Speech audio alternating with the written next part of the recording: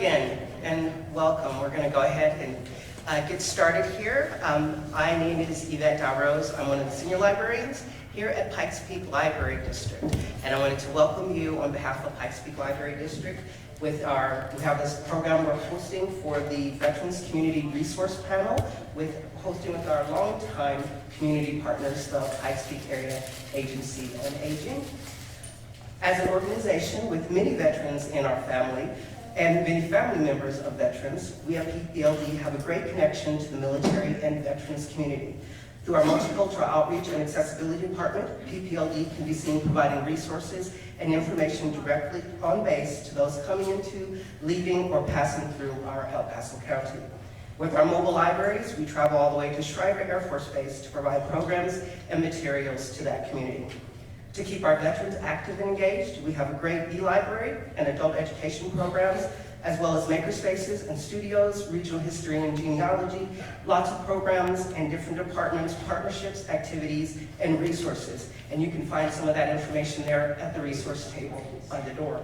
So again, from all of us at Pikes Peak Library District, we want to thank you who have served. Thank you for your service to you and your families, and thank you for coming to our Veterans Community Resource Panel. And I'll turn it over to my good friend Pamela from the Pikes Peak Area Agency on Aging.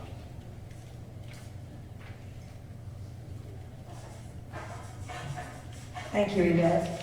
We are very privileged to be here. We've had a partnership with the Library District for at least 10 years, and we are continually looking for outreach opportunities. The Pikes Peak Area Agency on Aging serves older adults, and of course, veterans fall into that category. In fact, at our back resource table, one of my cohorts in crime publishes a Medicaid and Veterans Handbook. Please take a look. She's holding it up right there in the pink cover. We've done that for several years. We are here to serve, and again, we are under the auspices of the Pikes Peak Area Council of Governments, but the Area Agency on Aging has been around for a long time. I hope you enjoy the panel that we have for you today. We're very excited about it, and we're very glad that you're here. So thank you, and take it away. Here is our moderator. Hello everyone, I hope you're doing well. Thank you for having me today. This is an incredible opportunity. On behalf of the Pikes Peak Library District and the Pikes Peak Area Agency on Aging, I just want to say thank you for your time, and we're happy to be here today. So a little bit about me. With my focus on both active military and veterans, I'm honored to have been asked to moderate this panel. A little bit about my connection to the military and veteran community.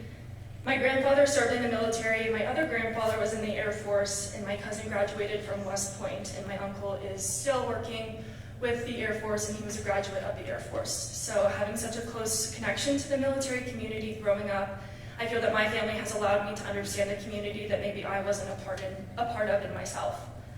So the struggles they endure while enlisted and outside of their service to our country speaks to why KOAA is participating in this event. We care about our community, and Colorado Springs has a large veteran community, so we always want to highlight and showcase the resources available to those who served.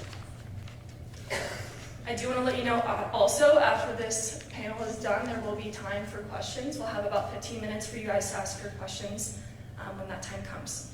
So first, I just want to introduce, give us a bit of information about yourself, about your organization, and kind of an overview of what you do for our veterans within your organization.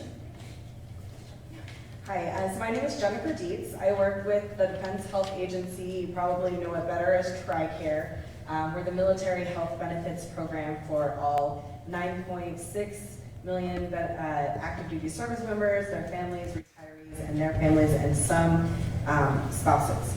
And that are, I mean, obviously if you're an active duty service member and family dependent person, you might be a spouse. So, I actually, in my role, currently lead a team that investigates healthcare fraud. So don't be afraid, I work for the IG, but I really thought that it was important that that somebody from TRICARE was able to come and answer some questions that you may have, and just be able to be a resource. So I will promise you, I am not the subject matter expert, but if I can't answer your questions that you have with, concerning TRICARE or anything like that, I will make sure that you get to the right people.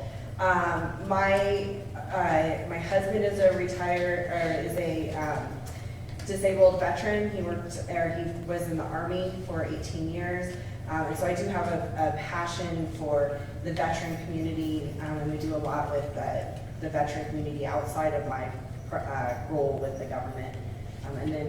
And then just in terms of TRICARE, if you are a retiree or medically retired, you may be eligible for TRICARE. And so if you have questions related to that, we can certainly cover that later. And then what is the best way for veterans to reach you? So probably the best way and the most resources that you'll be able to find is to go online to www.tricare.mil.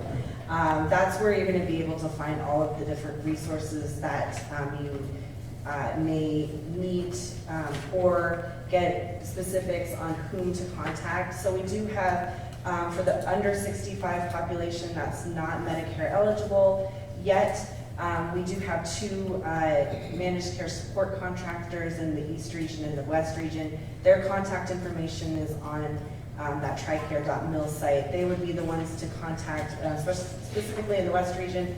Currently, HealthNet Federal Services, it's transitioning to TriWest. They'd be the ones to primarily contact if you have issues with claims, enrollment, questions on different things, eligibility and things like that. Certainly, if you if you have seen any potential fraud or you have concerns like that, you can always reach out to our hotline and we'll make sure that it gets to the right people. If you're in the over 65 population or Medicare eligible, you would be covered under SIFIC. The information on there is also on that tricare.mil website. And that is where Medicare will be your primary and TRICARE acts as your supplement, essentially. And they cover what Medicare doesn't cover in terms of cost shares and co-pays type piece. And so is your website the best place for the people here to access your services? The website is going to be the best place for you to access services. I do have cards, so if you need a specific person to contact, you can reach out to me and I will get you to whomever is the most appropriate folks to get to. The hotline for reporting fraud, waste, and abuse on the website as well can also get you to the right people. If there are a bunch of different ways, but that's probably primarily the best place to look for contact information. It has a place to ask questions through emails. It has all of the contact phone numbers, and then it also has self-service type links to take you to questions that you have. Awesome, amazing, thank you so much. And I do want to apologize, I forgot to introduce myself. My name is Piper Vaughn. I'm a multimedia journalist here in the Springs with KOAA. There's a little bit of a bio if you want to know a little bit more about me. I'm born and raised in Colorado, and so my apologies for not doing that sooner, but here we are. Okay, go ahead, continue, Bob. Thank you, Piper. I'm Bob McLaughlin. I'm the Executive Director of the Mount Carmel Veterans Service Center, which is a 501c3. I came to Colorado Springs over 15 years ago to serve at Fort Carson, and I was fortunate enough to be able to retire and go directly into starting a nonprofit to help military veterans and their families. The vision for doing this is to be able to provide a place that fills in the gaps and increase service capability for military veterans and their families. So for us, this is my 10th year of doing this. The doors of the center have been open for 8 years. So why is it important to be able to partner with organizations like the VA to make sure the gaps are filled? For us, it's about transition and employment, which is very important to include spouse employment. I built a military veteran family services center modeled after Army Community Services, focused not just on the veteran, but on the family. About a year into it, I opened a behavioral health and wellness center to do easy access to counseling and a variety of other services. If you've heard of Next Chapter, it's a suicide prevention program where we partner with UC Health for low barrier care for uninsured and underinsured as well, which is very important. And then about a year ago, my organization hosts now the State Veteran Business Outreach Center, which means that we try to help military veterans and family members that want to start a small business or maintain a small business. So the wraparound services, I think, are important. The partnerships that we have are critical. Our goal, I think, for everyone on the stage is to make sure that there's no gaps for our military veterans and their families. And I did pass, it's on the table, it's a trifold that has our telephone number for direct service, it has our web page, and it has our address. So the three ways you get in touch with us is either visit the web page, call us directly, or come over for a visit to 530 Communication Circle. Thank you. I didn't know if you had a question. No, you're fine, go ahead. Hi, I'm Kate Patton with Homefront Military Network. We are a collaborative, so we work with the military and the VA as well as 51 MOU signing partner agencies, to include some folks up here and some folks in the audience. And what our goal is really is to make sure that people know about the resources available to them. Ideally, if they're VA military, they get to those resources, and if it's not, what community resources are the best fit. So we also have a case management team that really does a lot to unpack everything that's going on within your family and get you connected to the right resources, ideally the first time. We also provide emergency financial assistance, which may bring folks in the door, like utility assistance, car repairs, things like that. But there's also often a lot of other things going on with family members. And people might not know that they might not recognize that they're a caregiver and they're taking care of a family member. And so again, we ask a lot of questions that kind of point people in the right directions, not just about what's going on with them as a veteran or a spouse or a widow, but the whole family situation, so we can ideally look at the big picture for y'all. And the best way to reach us, we have flyers out there too. Our main phone number is 719-577-7417. We do serve statewide. You don't need to come to our office for assistance. We'll work with you by, text. If you text, try not to. Phone call, fax, email, whatever works for you, try to make it work. And we partner with others to help kind of get you, if you need to help fill out paperwork and things like that. So, and then our website is homefrontmilitary.org. Long name, lots of easy to misspell, but it's simple to remember. So, anything else I'm supposed to cover? I saw some people writing down the number, if you maybe just want to repeat Sure. that number. And it is on our cards over there too. It's 719-577-7417. You'll have to leave a message. We have 4 on our case management team. They're super busy, but they will get back to you. And somebody's monitoring that phone call, not 24/7, but every day someone's monitoring that so we can get back to you as quickly as possible. And to access your service, the best way to do that is for them to go to your website or to call. Yeah, that phone number you can call. We have an online assistance form that you can connect to us as well. You can add a little bit of information, and then that goes directly to our case management team, and they'll follow up with you directly as well. Amazing, thank you. Good afternoon. My name is Stephanie Hartz, and I am a licensed clinical social worker here at the Eastern Colorado Healthcare System, VA. My areas of expertise include palliative care and geriatrics, and I work mostly with rural and highly rural veterans. So the folks that live, Callahan East, the mountains Cascade West, starting in Colorado City South, and folks in the mountains and on the plains is my bread and butter of work every day. I've been at the VA since 2010. That's where I did my training for my master's program. So my passion is older veterans and their care. I am also the proud granddaughter of a Korean War veteran who is no longer with us. But he did die related to dementia. And so I think that that's where some of my passion in serving veterans comes from. I am here today to talk about older veteran resources from a VA perspective. We have many things here in El Paso County. I filled a table and a half of VA resources over there. And so I would encourage anyone and everyone to stop by and take a look. We have resources for veterans when it comes to healthy aging, and we have resources for veterans and caregivers if they need additional help at home and other VA services. I want to take a quick plug and start and just share that the Veterans Health Administration does have 3 branches. One is the Veterans Health Administration. That is, think of it as your doctor's office. We take care of veterans when they become veterans, after they leave the military. There's several clinics here around Colorado Springs, and we have our main VA Medical Center in Aurora. The second branch of the VA is the Veterans Benefits Administration. These are the folks that administer benefits for veterans when it comes to home loans, applying for VA disability, and other benefits from one's time in the service.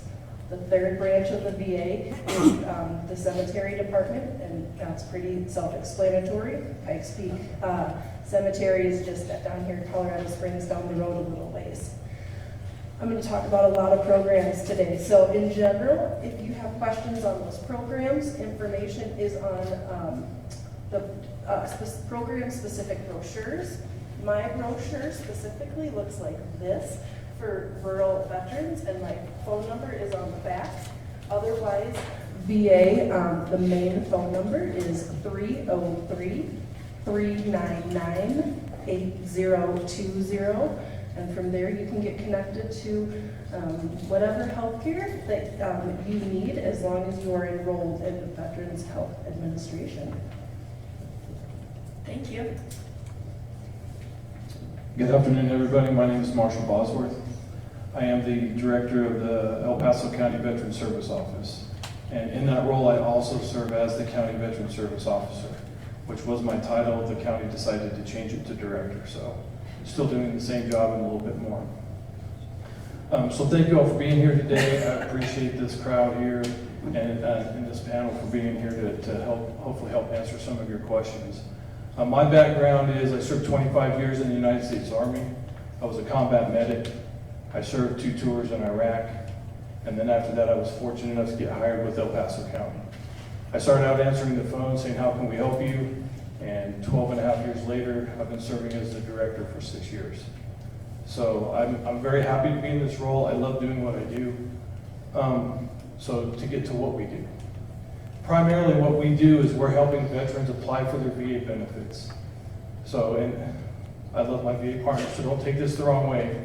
The VA sometimes is very hard to navigate, okay? So what we're there to do is to help you as accredited veteran service officers to get through that paperwork, make sure you have the medical evidence you need, and those types of things. So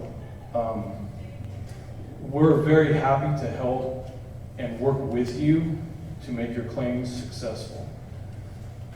The way to contact our office, if you want to get a hold of me, you can call 719-520-7750. That is our main number. Leave a message for me.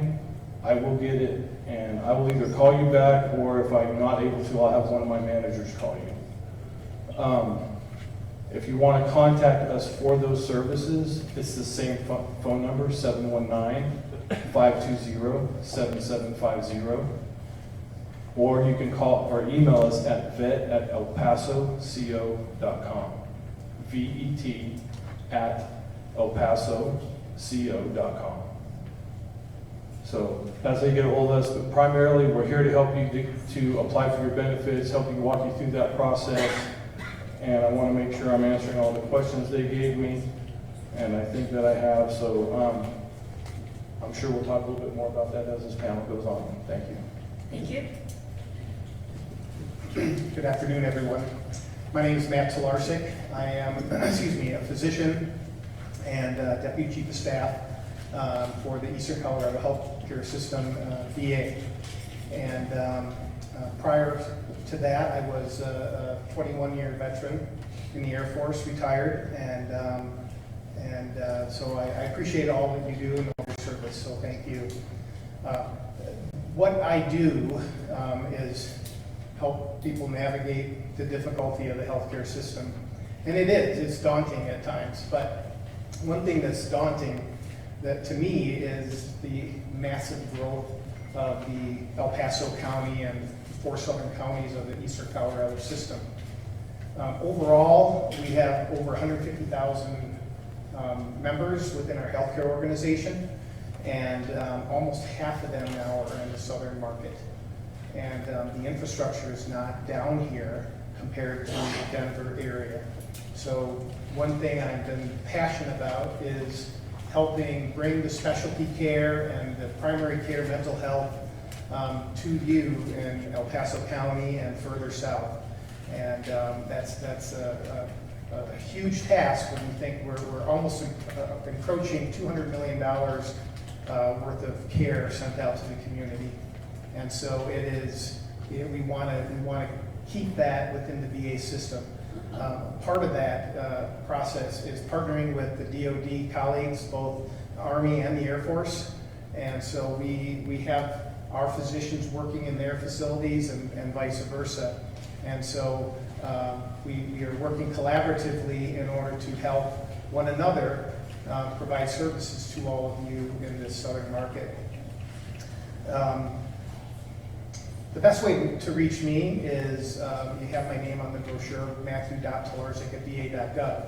Otherwise, the number that Stephanie had provided, but probably the easiest way, if there's a particular area you need to navigate, is to go onto the website. There you can go to the services that you need and get a phone number. I would like to give you two numbers that I think would be very helpful, because for us, the most important thing is you being enrolled in our healthcare system. And so if you are a veteran and eligible for care, the call center number is 1-800-278-3883. And if you are near a clinic, you can also just stop in and they will assist in registration and helping schedule an appointment. And keep in mind, because of the short staff nature of this area, we are at one point almost 75 plus days out just for a primary care appointment. And that's been going down. We're in the low 50s now. But as we onboard additional providers, we hope that we can even make it more accessible. The civilian network providers is not much better. So we realize that as a difficulty for you all, and we're trying to help. The other number, if you are provided a referral and you're having difficulties with it, the Office of Community Care, 720-857-5988. And they can also help navigate for you, because as you mentioned, Marshall, it can be daunting to try to navigate through the system. We're here to help you. And then one other number I want you to write down for yourself or your family, friends, 988, really simple. It's a crisis line. We have cards over here on the table. Anyone that calls, we will assist. And I'm sure there'll be plenty more questions, but we're here to help you today. Thank you. Thank you. A lot of us around the community and in this room understand the importance of a successful military transition. So with that being said, how does someone start the process of that military transition or separation in our community? So I'm going to pass it down this way. Yeah, whoever can answer, Yeah. whoever wants to answer, we can just pass the mics. So I want to start by saying this. When it comes to transition, how many veterans are here? We spent our adult life, no matter how long it is, 4, 8, 10, 30 years, in a culture of ability, ready to deploy and fight. And then all of a sudden, as we're looking to transition out of the military, we're introduced to a culture of disability. Our goal is to make sure that we're guarding against that, so that people in transition specifically understand the importance of what they can do moving forward, not what they can't do. So for us, for Kate and myself specifically with our nonprofits, is what is the most important thing that people are looking for upon transition? They want to be employed, they want to make sure they have the appropriate health care, they want to make sure they're housed, and they want to make sure they have a sense of community. So the earlier a transitioning military member starts connecting from DoD to VA, that's critical. But for us in the community that are not part of DoD or VA, we want to make sure that we're reaching transitioning military members early, pre-D214, so they know that there are services out there like the services that Kate and I have described earlier. And the VA does 3 things, right? And I'm going to use their service the next time I move. There's a nice cemetery down the street. Hopefully it's not too soon. You can't pre-qualify. Thank you very much.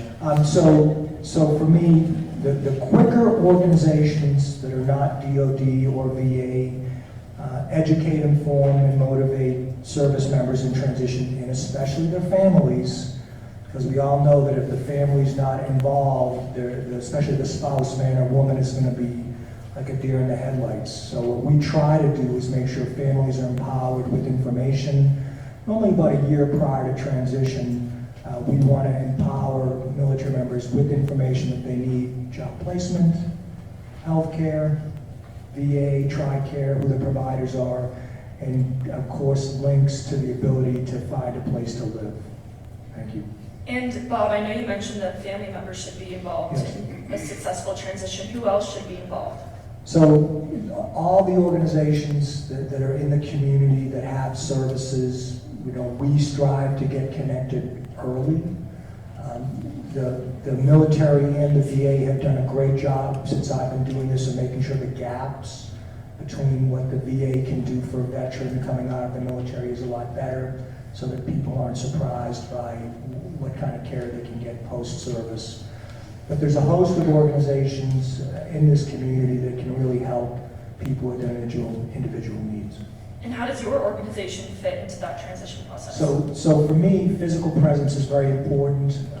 We actually have physical presence on Fort Carson, and we attend all the transition briefs so that we're empowering the service member and the family with information so they can come to us early before separation to make sure that their employment is solid, that they're going in the right direction for health care, and housing is always a challenge.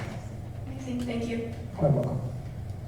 Retirement is a continuum. I mean, oftentimes when you get out of the military at age 38, 48, 50, you're still working. A lot of times people, or some people don't, or if you, no matter where you are, if you got out 20 years ago, it's not too late to start thinking about it. And there are lots of connections, absolutely, to Bob's point, spouse, family member. If you have a relative who is part of your circle, bring them to meetings with you. It's overwhelming. It's overwhelming to go to medical appointments and not hear everything you heard, and sometimes having another person there to hear something else is helpful as well. Get to know Marshall and his team. If you haven't applied for VA benefits, again, it's not too late, and to know what resources are available to you. Bob also mentioned that the transition process itself, and probably everybody here went through a different type of transition process as it's changed over time, and that just you might miss something. Go back and look. Go visit your VA clinic and see what they have available. Get registered. So that's all part of your kind of transition team. Get to know community resources as well. And Pamela and Roma and the Area Agency on Aging, because things happen and things change. You might have retired a while ago, but when you hit 65, Medicare becomes primary, and that affects you from a financial standpoint. It affects you from, who's the primary payer and all those things. And so getting to know what that is in advance of it is really important. So be proactive would be kind of, I went to the second degree, but anyway, just have a lot of people part of your care team, community members and other folks who know the resources, and just ask a lot of questions. Awesome, thank you so much.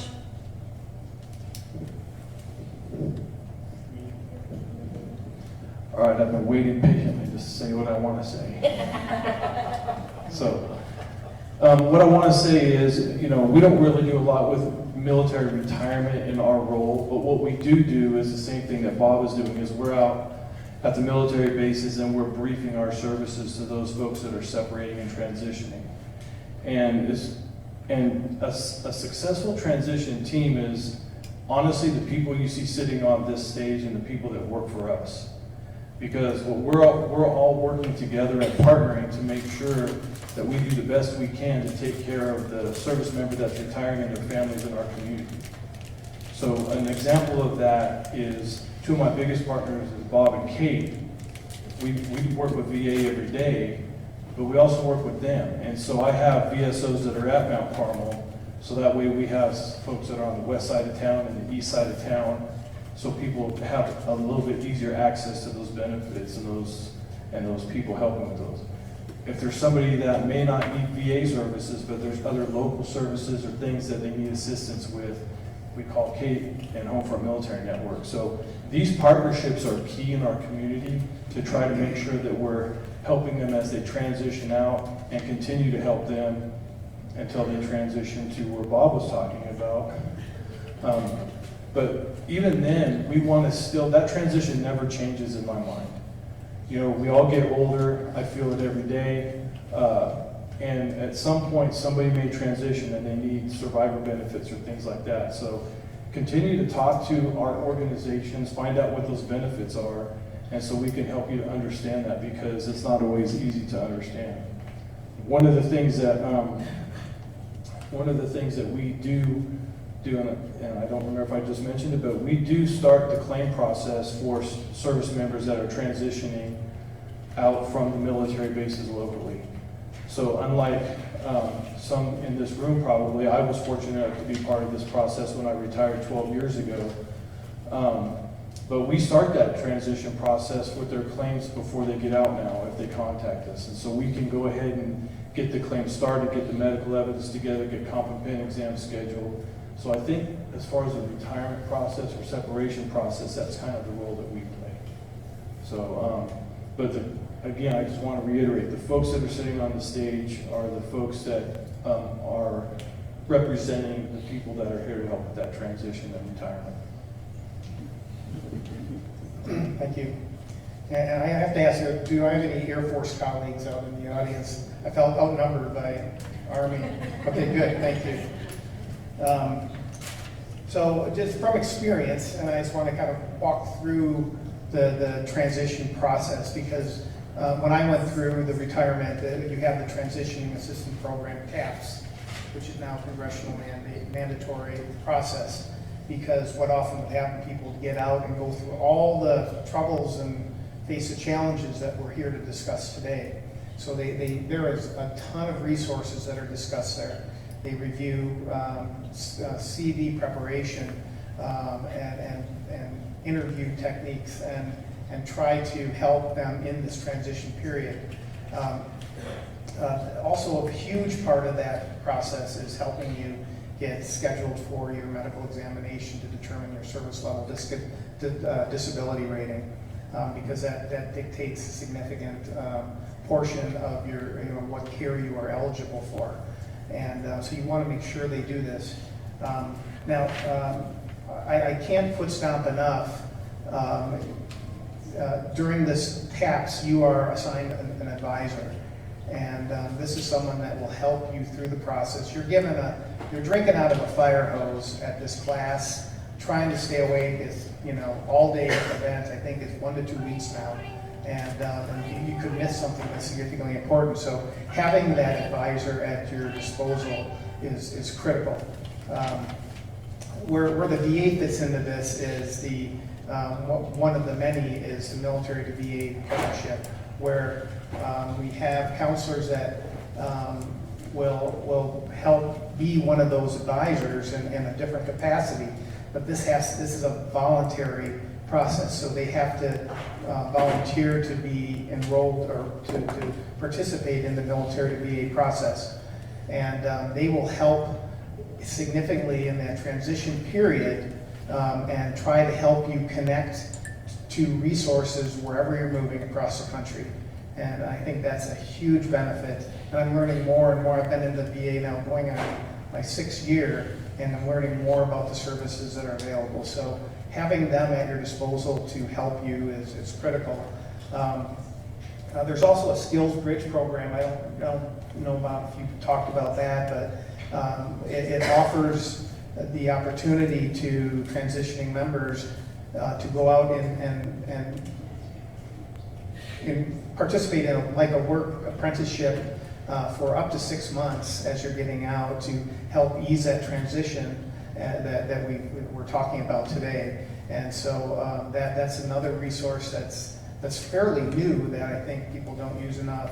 But one thing I want to foot stomp today in our organization's fit is in the GIF suicide prevention, where the military to VA folks come in and they will do screenings of these transitioning service members, identify high-risk individuals, and try to direct them to care. And so I think you have a litany of people that are there to help. And so you just have to ask for it and be willing to volunteer to go see them, speak with them, and then see what services are rendered. Thank you. Awesome, thank you so much. Oh yeah, go ahead. I'd like to piggyback on Yeah. that. And so I would like everyone in this room, if you are a veteran, if you're a loved one of a veteran, have them enroll in VA healthcare. In order to access VA healthcare services, you need to be enrolled in the VA and you need to check in with a primary provider once a year. When you have a primary care provider of record at the VA, you have access to a social worker. Every doctor has a team of a social worker, a dietitian, a pharmacist. These are the benefits that veterans earn because of their service to their country. And if you are not enrolled, it's going to be a hard time if it's a crisis and you're like, now I need the VA. I would love everyone in this room to be enrolled in the VA as soon as possible. If it's only if you access it once a year, there are benefits and resources available, and you have earned them for your service to your country. Amazing, thank you so much. A lot of veterans face challenges, whether it's homelessness, PTSD, other mental health challenges, or substance abuse. For example, homelessness in veterans increased by 7.4% in 2023. Working at KOAA, we've done a lot of stories about veterans who maybe do become homeless and the challenges that they face, where they struggle with PTSD or substance abuse or mental health abuse. Unfortunately, we know with our coverage that these problems are unfortunately still occurring. What kind of are these biggest challenges that are faced by veterans, and how does your agency help with those?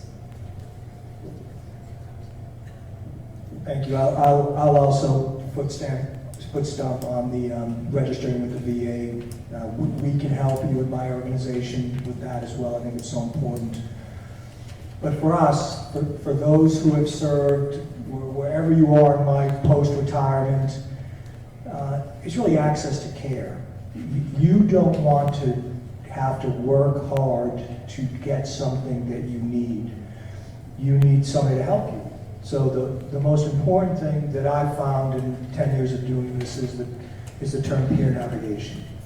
Right? You want to have somebody who's walked where you've walked, a peer, navigate the system for you so that you don't have to.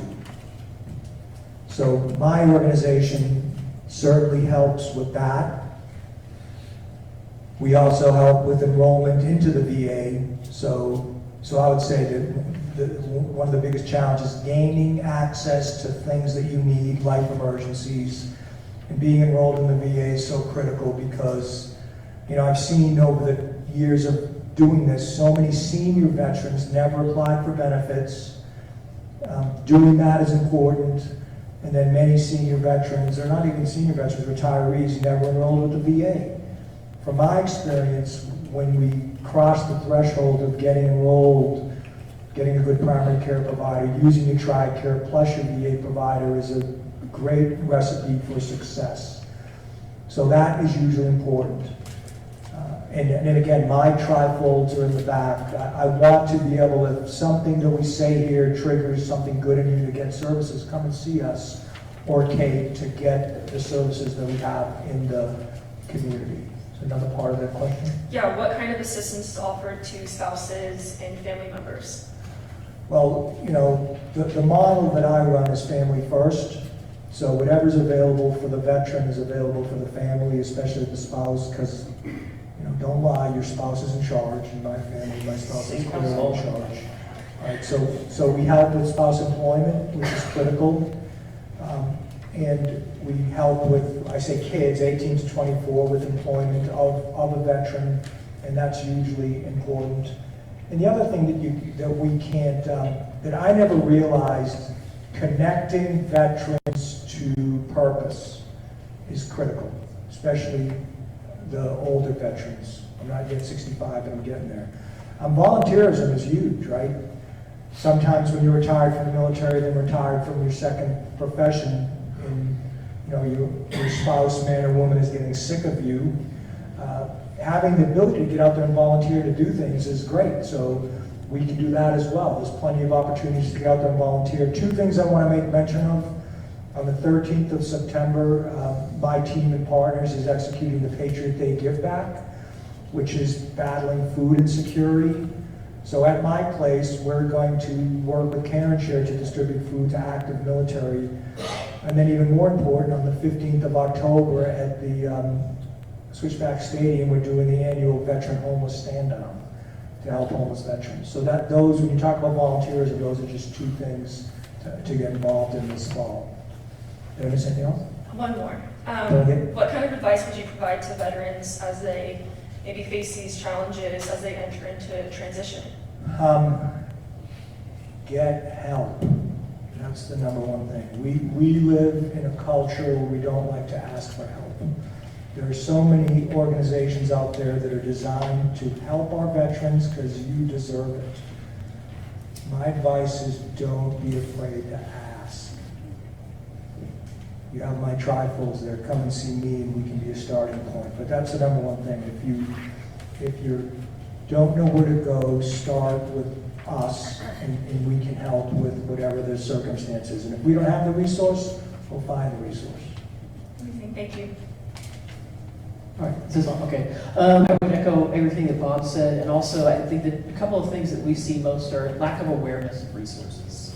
Is that people just don't know all the resources you have available to you, or your spouse, or a widow of a service member, a widower of a service member. Again, Marshall's team can help with some of that too, and some benefits that may be available there.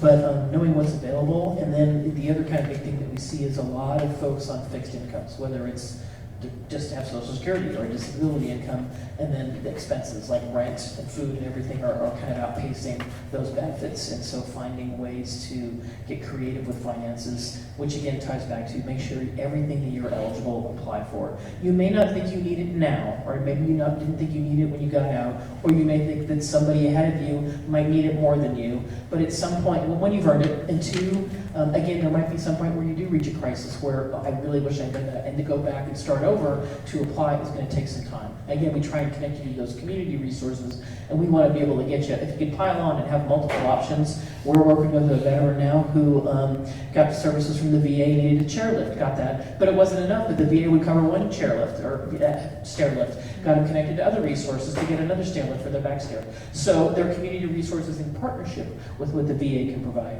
or with a community resource can provide. Know what resources are available to you for in-home, staying independently living. And to Bob's point about volunteering, there are organizations in town. The VA has a lot of volunteer opportunities. Silver Key has a companionship program. Maybe you need a companion, somebody who can just talk to you because you're sitting home by yourself. Maybe you want to be that companion for somebody else, or maybe you want to drive folks to their appointments. Whatever your rate, there's lots of volunteer opportunities in this town. It's run by nonprofits, and we all need a lot of volunteer help. But really, I think the biggest issues are those who are just struggling with financial security, and those who are, and the cost of living, and those who just don't know what's available to them, and then are lost because you got out of the military, you lost your family there. Maybe you're isolated from your other family that lives far away. So that's where we come in collectively as that community support system to be able to make those connections for you. And yet again, just ask if you're not sure. You don't know what you don't know. Talk to somebody who can help you answer those questions. Thank you so much. And I think that's a great segue into what can the VA offer. I want to talk a couple specifics for older adults, older veterans. We hope everyone ages healthy. There are VA programs over there on the table. We have a program called Gerald Fit. If you're 65 years or older and you'd like to do exercise with an exercise physiologist in the comfort of your home with other veterans, we have that program. We encourage veterans of any age to have an advanced directive, a medical power of attorney.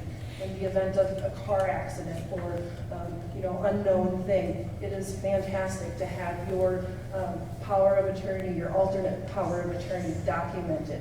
Would you want to be on life-sustaining, like a breathing machine? Those are things I have VA advanced directives over there. We also have an advanced care planning group visits. You can talk with social workers and get education about what kind of care would you want, what kind of care would you not want. Those flyers are over there too.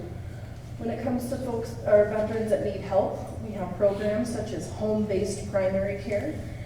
It's available in the Denver Metro, Colorado Springs, and Pueblo. If it's hard for you to get out to the doctor for whatever reason, if you're homebound, the VA can send in a team of primary care providers, including a doctor, a nurse practitioner, a social worker, an RN, a dietitian, an occupational therapist, and a psychologist to come to the veterans' homes to provide their primary care. We have vets clubs. These are community adult day health programs that the VA contracts with, where veterans can go to socialize with other veterans. We know that in order to get old, you need to be physically and mentally active. And so at the vets clubs, veterans can go socialize, have activities, and give their caregiver a break as a form of respite. The VA has a caregiver support program, both a paid and unpaid program. If you're helping a veteran, whether you're a spouse or a child, the VA has resources.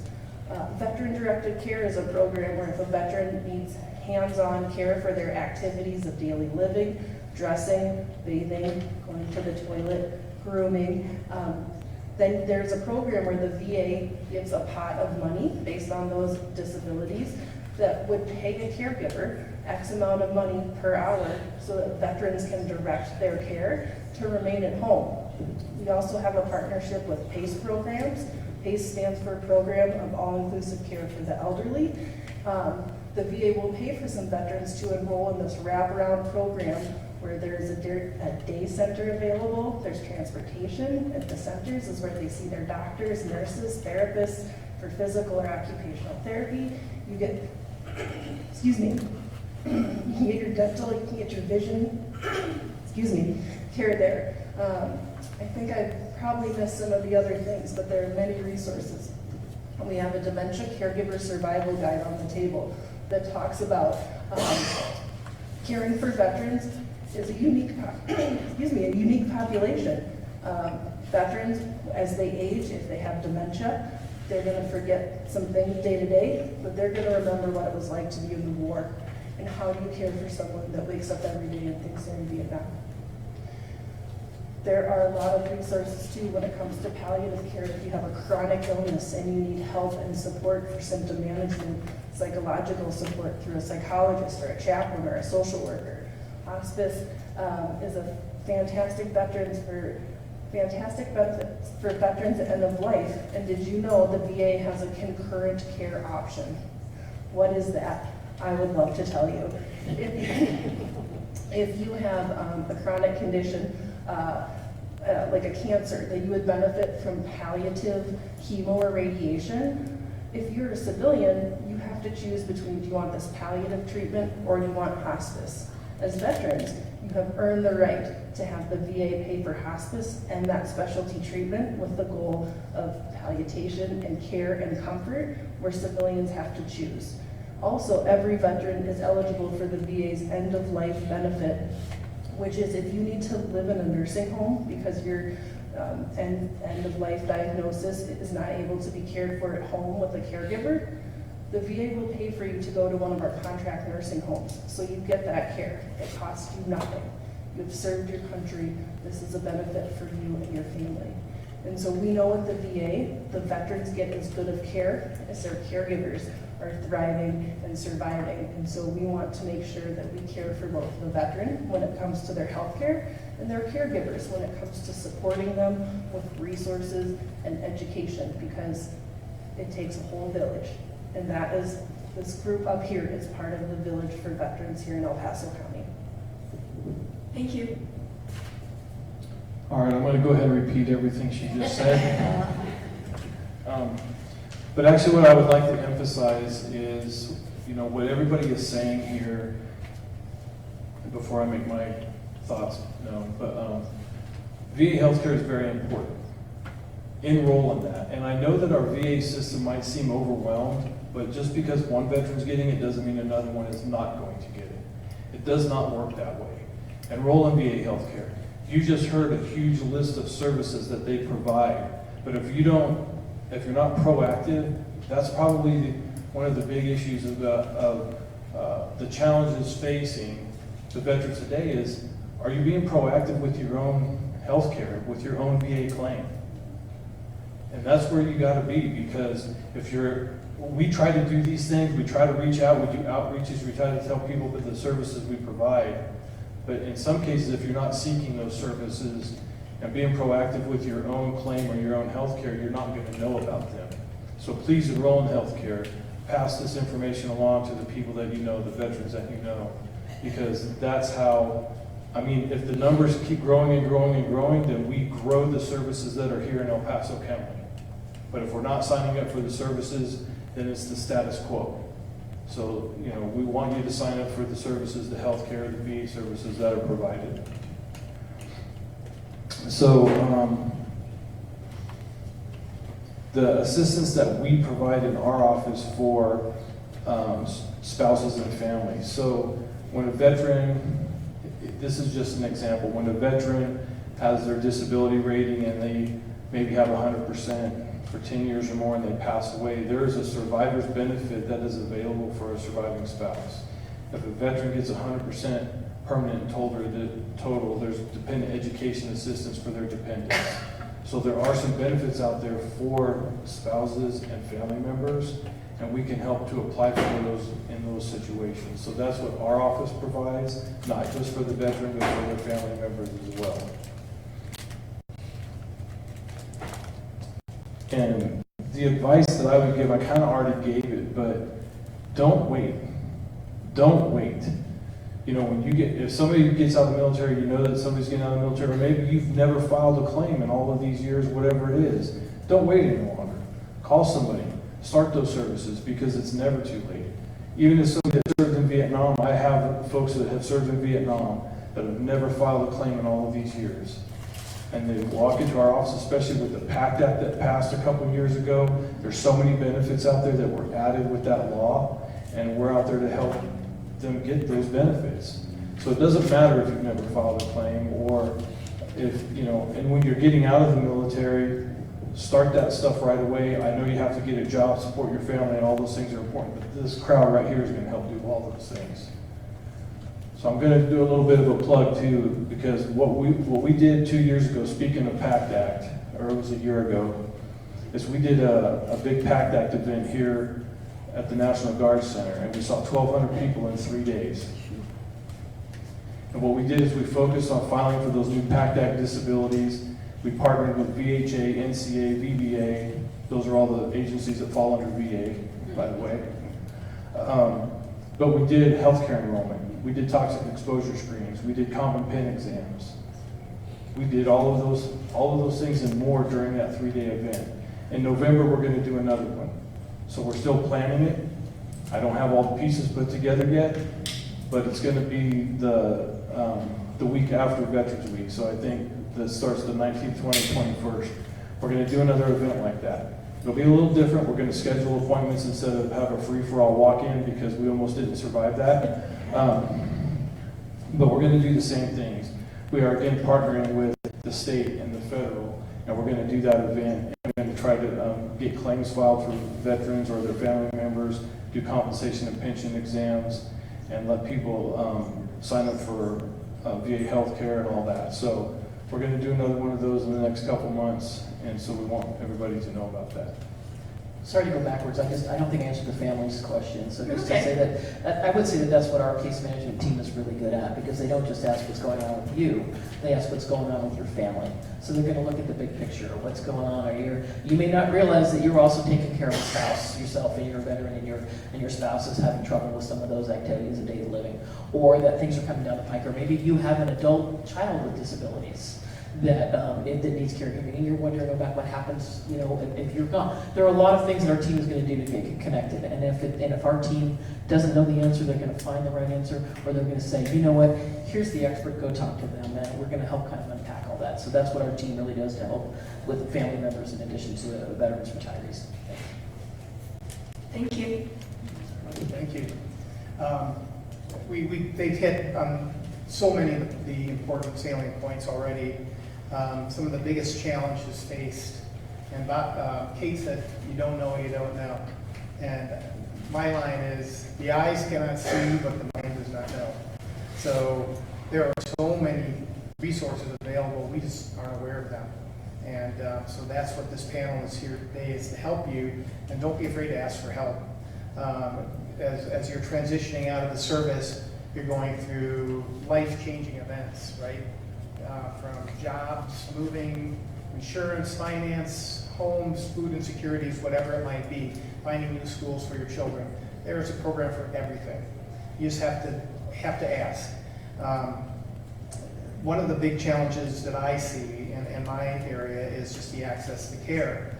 And they've foot stomped from the very beginning. You need to enroll. You need to get that enrollment, help get the military to VA folks to help you stop into the clinics, marshals events, whatever it is, you need to enroll, be prepared so when you need it, it's not an emergency.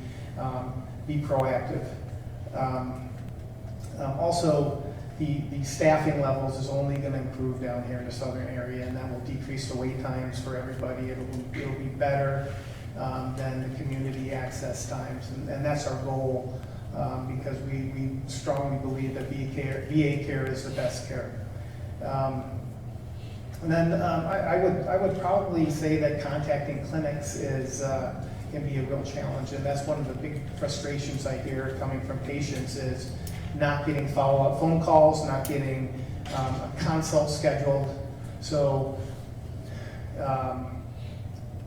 everything is so much tech related nowadays. You're asked to, do video telehealth appointments, and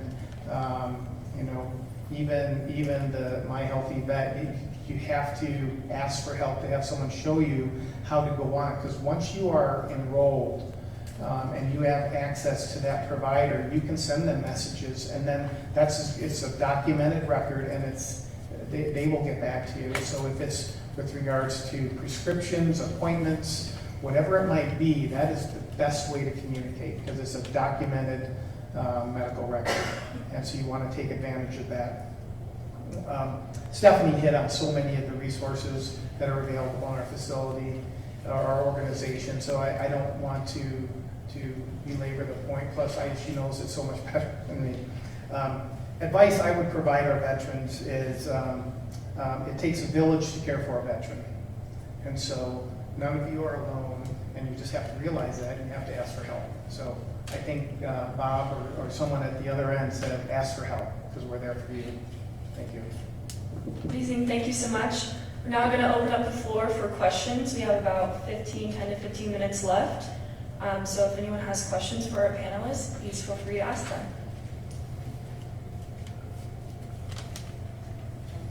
Should I bring them?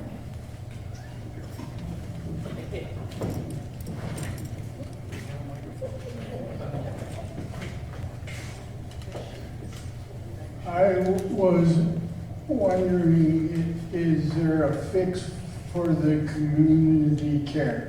I just saw a neurologist and I can't get my report into my VA records for nothing, even though the VA sent me to the community care doctor, and then the services she told me that we need for me, I have to go back to my primary care doctor and convince her to get these services. So, sir, what you're describing, sadly, is not unique.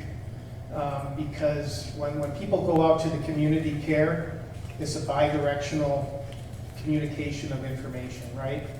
We're communicating to them, we need assistance, here's what information we have. They do the exams and then they get it back to us. And TriWest and the contracting network providers have an obligation to get the records back. And sometimes it doesn't work as efficiently as it should. And so I provided that number for the Office of Community Care early on. Matt Owens is the director in that service, and that's something we're tackling. They're at nearly 30% staffing, believe it or not, and so they are, with such a decreased ability to get appointments within certain specialties, it causes, it's a double-edged sword because it causes an increased strain on that Office of Community Care to get that information out and back. And same with radiology services, getting the reports downloaded into the system, read by the radiologist. And so if you want to meet with me afterwards, I can get your information, and I'll do what I can to help you with helping navigate the process. Thank you. Yeah. Thank you, Jeanette.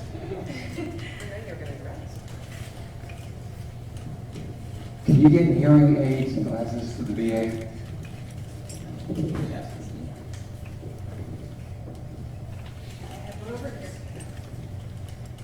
Hi, I'm Rich Lewis with Medicare Mentors, and this is a question for Stephanie, and it's a little bit of a setup question because we talked about this challenge that you face in the rural communities as far as transportation.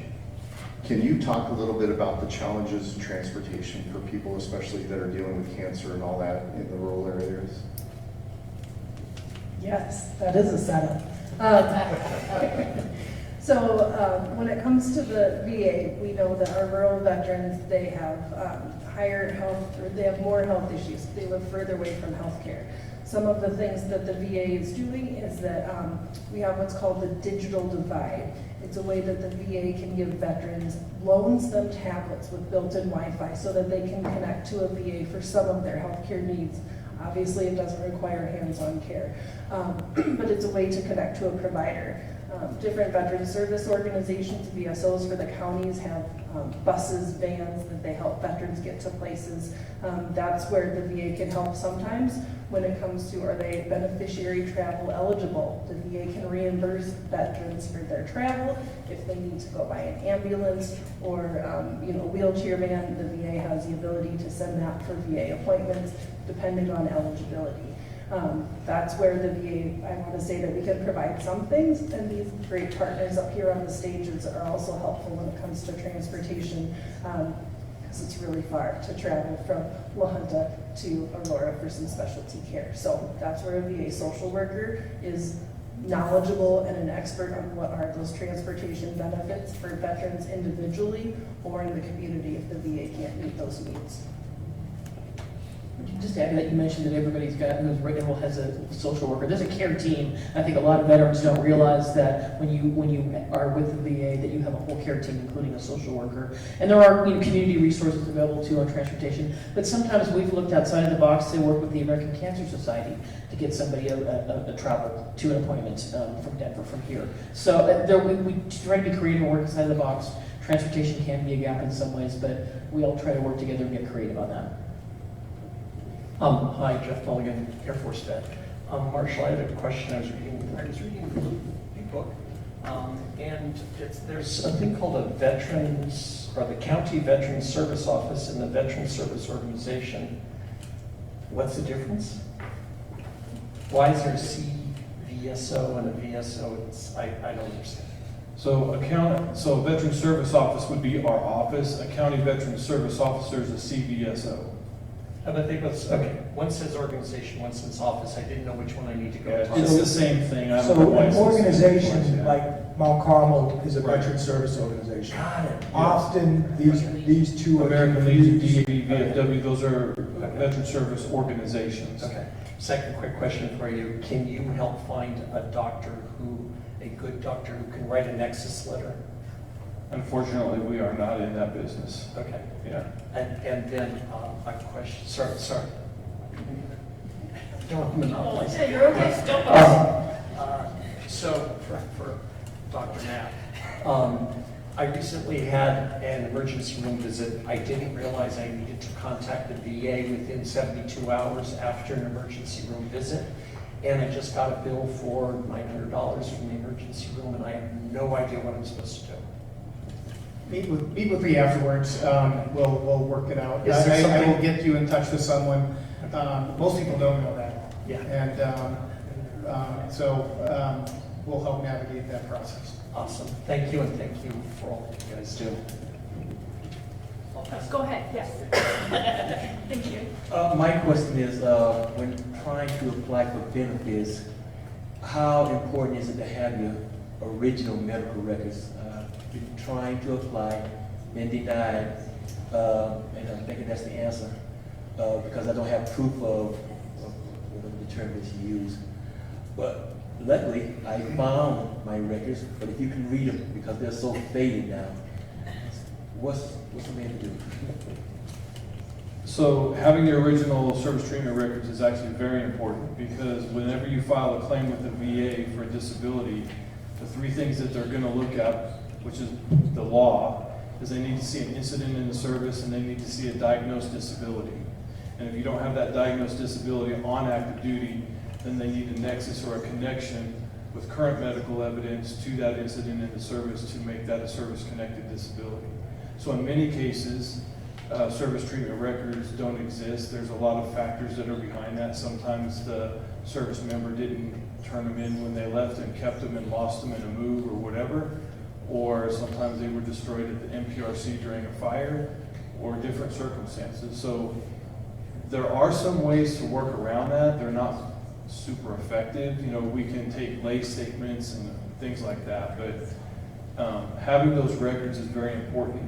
If they're faded, we can try to make copies of them and turn the contrast up or whatever to try to bring that out. But there's little tricks that we try if we can try to make copies of them. So, but to your first question is they're absolutely important if you have them. I think we have time for about one or two more questions, but I'm sure that these panelists will be hanging out here for a little bit, so you guys are more than welcome to find them and ask questions if you have any more. We have I've been using TRICARE for life. If I use VA, does it cancel my prime? No.